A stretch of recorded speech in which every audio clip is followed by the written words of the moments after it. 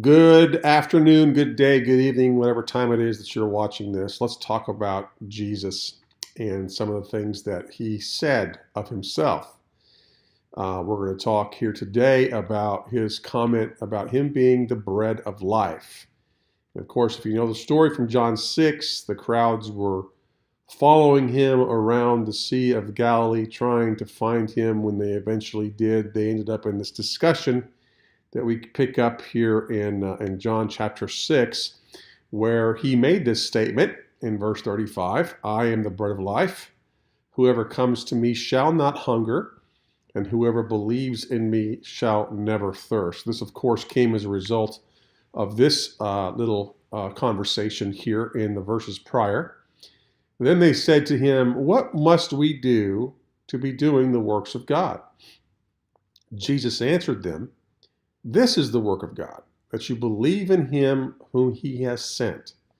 So they said to him, then what sign do you do that we may see and believe you? What work do you perform? In other words, okay, we understand that you're saying believe in you, but prove it, was basically what they're saying. Our fathers ate the manna in the wilderness. As it is written, he gave them bread from heaven to eat. Jesus then said to them, truly, truly, I say to you, it was not Moses who gave you the bread from heaven, but my Father gives you the true bread from heaven.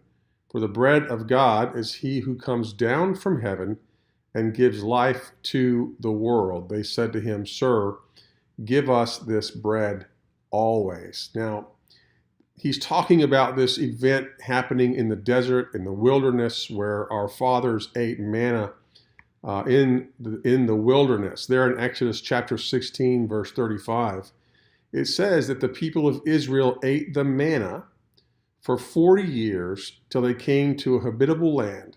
They ate the manna till they came to the border of the land of Canaan. Verse 14 in that same chapter says that when the dew had gone up, there was on the face of the wilderness a fine flake-like thing, fine as frost on the ground.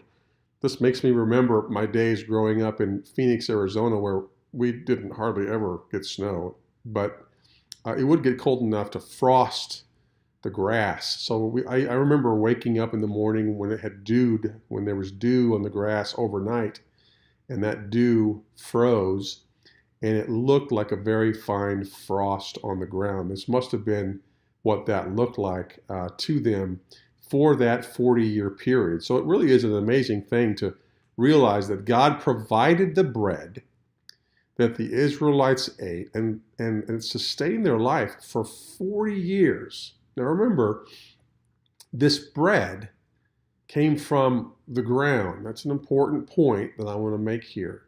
God supplied this bread from the ground. Now let's fast forward, if we will, to Luke chapter 22. And this is the Last Supper. And the Bible says in verse 19 that he took the bread, and when he had given thanks, he broke it and gave it to them, saying, this is my body, which is given for you. Do this in remembrance of me. And likewise the cup, after they had eaten, saying, this cup that is poured out for you is the new covenant in my blood. We'll talk about something here just for a moment. That small little phrase there, he had given thanks. It might surprise you to know that that wasn't just a prayer before a meal.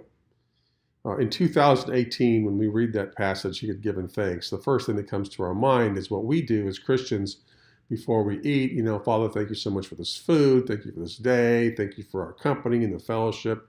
Bless this to our bodies. That's kind of where our brain goes. But that's not the case here. The Jews had prayers for everything. If they were sitting down to drink wine, they had a prayer for it. If they were sitting down to eat meat, they had a prayer for it. If they were sitting down and eating bread, they had a prayer for it.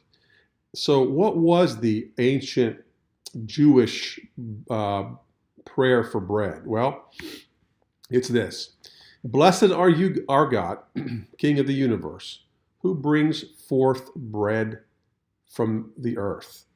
For the Jews, This prayer, this reference is a reference to the manna for the Israelites in the wilderness.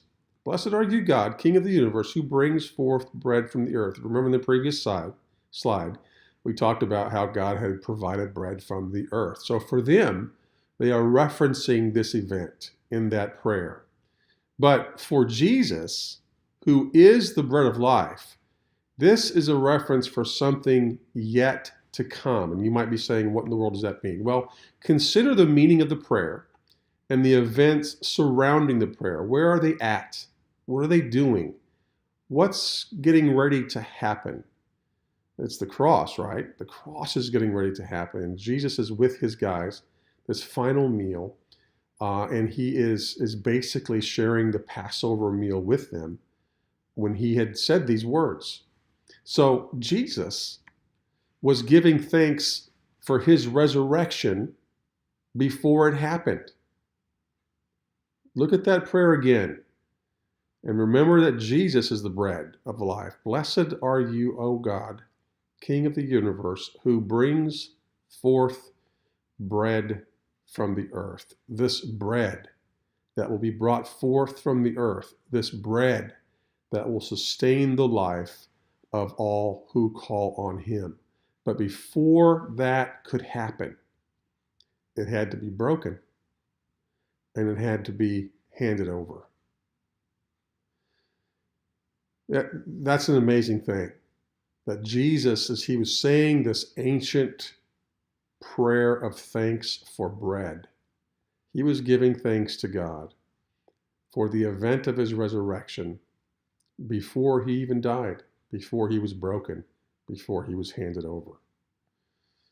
So where was Jesus born? Do you remember? Well, he was born in a little town called Bethlehem, and this is that little town in Hebrew. And it might interest you to note that that word Bethlehem comes from the Hebrew phrase or word Bethlehem. Bethlehem. And what does that word mean? How is it defined in English? It is the house of bread.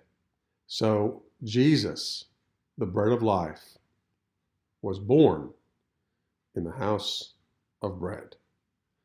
I hope this has encouraged you. Have a great day.